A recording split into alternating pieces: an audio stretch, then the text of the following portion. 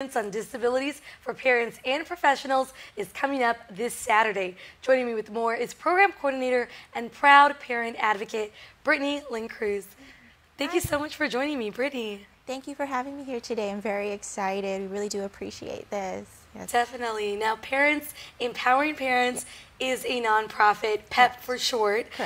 Tell us more about your mission and your goal on Island. Sure. Well, PEP actually started in 2013 by 5 mothers, 1 grandparent, and 1 professional that worked with children with disabilities.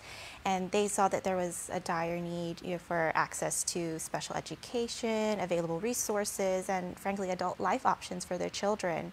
So they founded PEP, and it's really our services. We provide training, advocacy, and support services. It's also we can better help parents advocate for the special needs of their children. Really, really cool. And now one of those trainings is coming up very soon, this Saturday. Tell us more about the guest speaker that's coming on Island. I know she has been here before. She has. I'm not sure if you can see this, but this is Jo Mascaro. She is a consultant for education from San Antonio, Texas. And she's also an autism and behavior expert. Right? She came in 2014 for our very first conference, and I've just heard glowing reviews about it. You know, everybody said it was amazing. It was one of the first times parents and professionals were in the room together. We had professionals saying they were so grateful, for this opportunity to learn more so they could better help students with disabilities. We had parents, family members just saying what a touching experience it was for them. It's just overall very meaningful, a really impactful, conference. It went standing room only, and people were, they were wiggling in their seats because they did not want to get up to use the restroom. They wanted to stay in that room so they could hear everything that she had to say. And the title of her presentation was very interesting to me. It says, "No, don't stop." So how exactly is that working for you? Yes. Can you explain a little bit about what that title means? I know you are a parent, so you know this firsthand.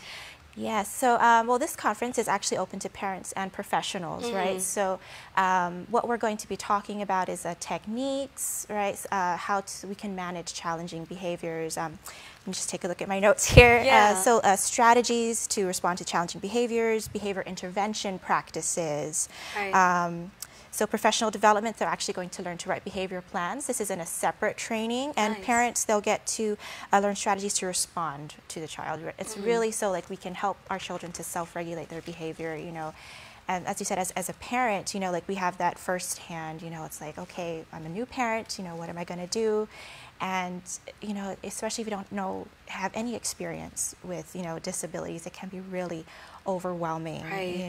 You feel kind of helpless. It's like, how am I supposed to help my child? It's like, that something's upsetting them, something's wrong, and it's just, it can be heartbreaking because, like I said, you just feel helpless. And so this conference will address that major concern. It's like how parents and professionals can address, and manage challenging behavior. And it's not just for one disability, it's for a range of disabilities.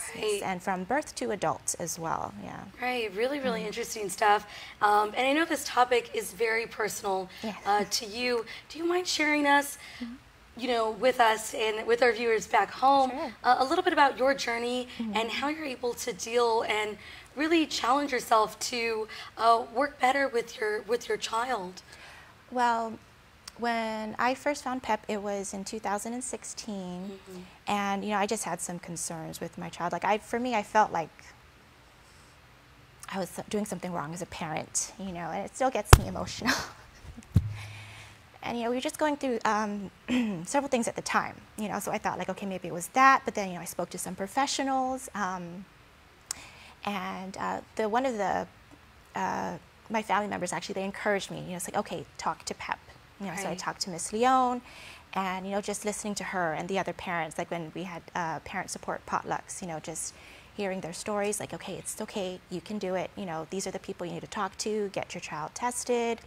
And eventually we got, it was for my second child. We were in the doctor's office, and my second child's doctor says like, oh yes, I can tell that your eldest has ADHD, and so for a while it just, not having that confirmation, it was just kind of like, okay, just something's wrong, I don't know what to do.